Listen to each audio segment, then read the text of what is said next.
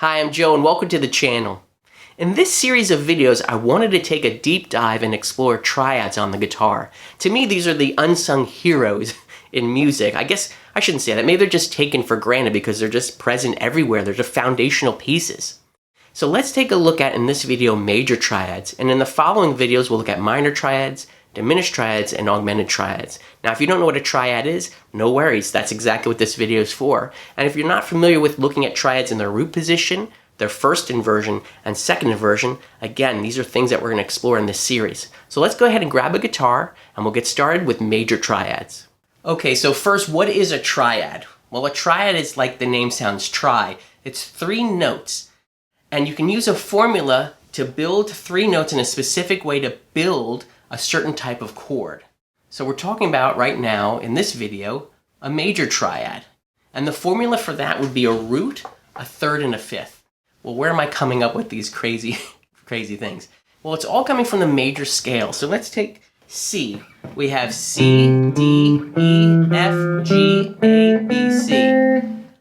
I can count those, though, instead of the actual names of the notes. The formula would be 1, 2, major third, perfect fourth, perfect fifth, 6, 7, and 8, the octave. So when I said the formula for a major triad is the root, the third, and the fifth, that is the formula for a major triad. Those are the scale degrees that are used to build that. Now the interesting thing here is, we know now what the formula is, which is the root, major third, and a perfect fifth. Now we can take those and rearrange those same exact notes into what's called an inversion. So instead of the root being the first note, I can do the same arpeggio, or I can do the same triad, I should say, in the first inversion, which means we're going to start now on the third. So we have C, E, and G for the C major triad. So if I played E, G, C, I now have a first inversion of that triad. Same notes, just starting on a different degree of the scale, but also of the interval in the triad. So what would you think the second inversion would be? That's right, it would start on the fifth. So we would have G, C, and E.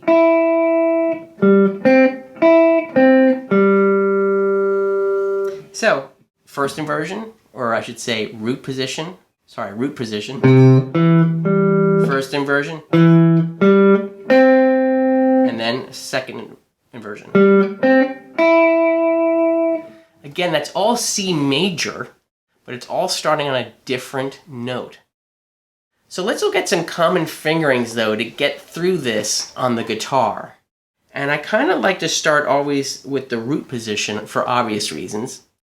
But now that we know what the notes are, C, E, G, that we're looking for in C major, and the formula is root, major, third, and fifth, we can do this to any key, but we're going to stay in the key of C for this example. So let's try our C here. And let's build the first chord, the root position. C, E, G. And we can keep going because we have more strings.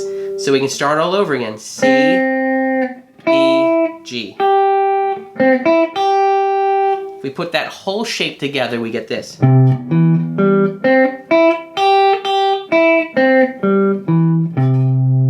But I kind of like to look at them almost as 2 pieces, because they're 2 octaves of the same thing, right? That's C, E, G, C, E, G.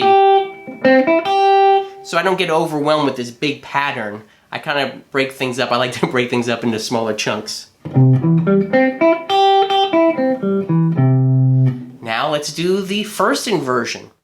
Well, where will we start? Well, we know the first inversion will start on the third now, which is E. So we'll come up here to E.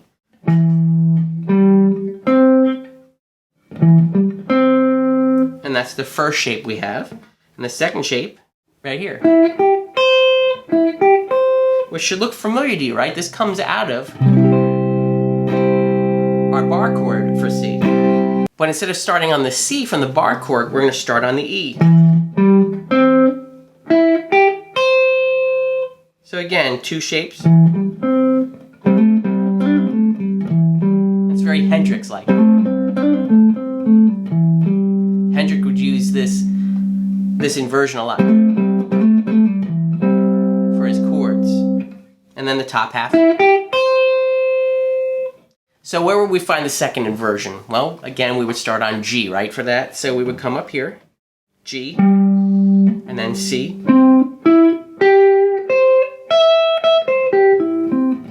So the first half, second half. And that should look familiar to you up top here, is that D shape from our D chord, right?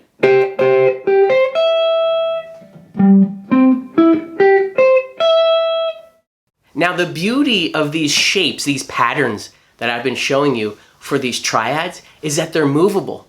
You can move them anywhere on the neck, and you can play in any key with these. Kind of like your bar chords where you can move them around. So here's a great thing to do.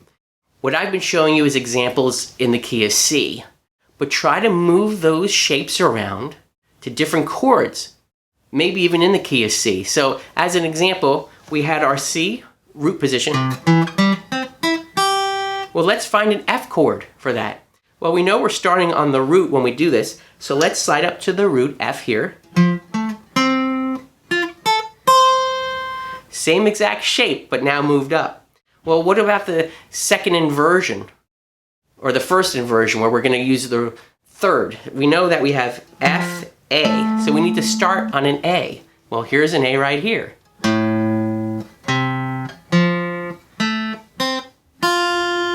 So now we have that inversion happening. Well, what about the C?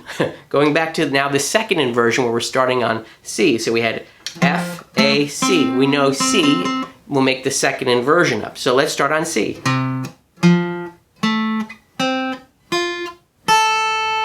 So easily now we can play any of these major arpeggios all over the neck in different inversions simply by knowing these patterns. So here's really what's interesting about all this. Now that we know these different shapes, let's go ahead and apply this maybe to a basic chord progression. So we'll do a chord progression of 1, 5, 4, back to the 1. So let's try 1, 5, 4, 1. Now you notice I'm not playing the C, G, F, and C back to the C in this particular fashion. I'm trying to stay within a position on the guitar. And this really comes in handy when you're playing rhythm lines and you're coming up with your own songs. You can use these chunks, these little bite-sized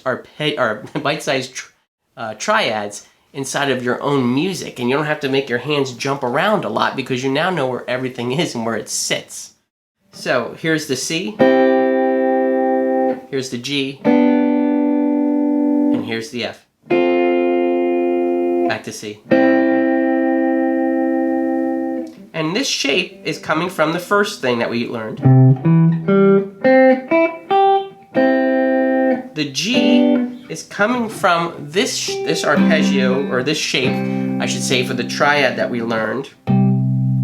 But obviously, since it's a G, I'm starting with it as a G chord up here.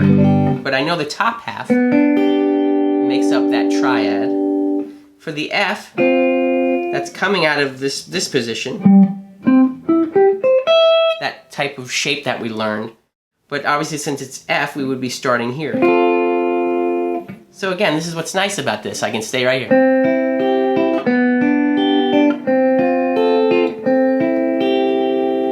Well, let's try that same exercise, and this is what I encourage you to do. Once you start learning these 3-note clusters of these triads, try your own chord progression, but in a different area, in different inversions. So that was our first root position, starting with the C.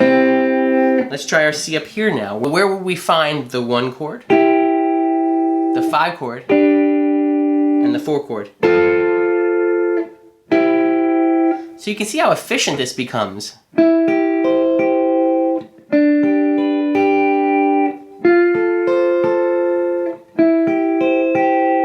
obviously that first C is coming from this one. Now our D shape, which was up here, is playing our G. And the F is the root position because the F is here. That you had when we were using it in C here.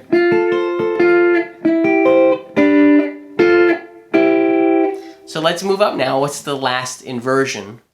Well, it was playing the C, but with the fifth in the bass. So we would play that D shape here.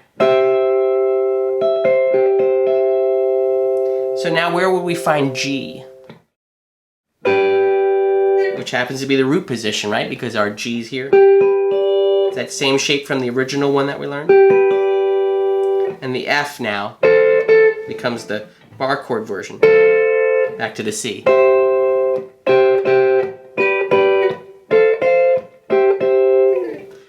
So let's go through all those just so you can see what it looks like and how your fingers are kind of moving around.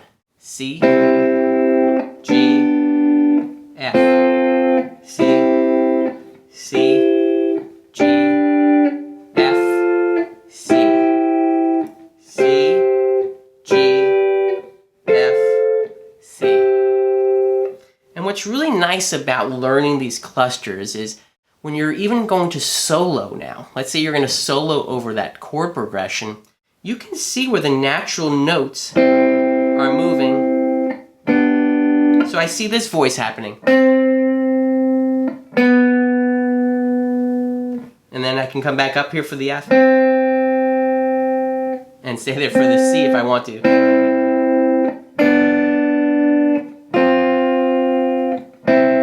So you can see where the notes are kind of moving and what make them up. So when you're targeting chord tones and you're soloing, these triads are very valuable to know all over the neck. So when the chords change, let's say you're playing your C up here,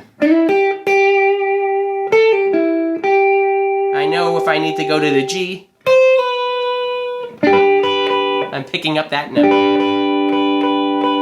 The B on the high E string. And if I need to go up to the F, back to C.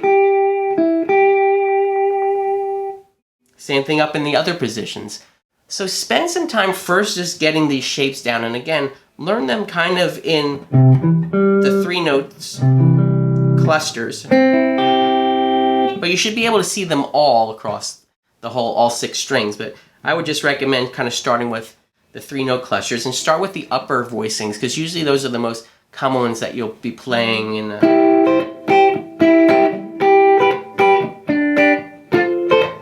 like a rhythm part, or even when you're doing your lead lines.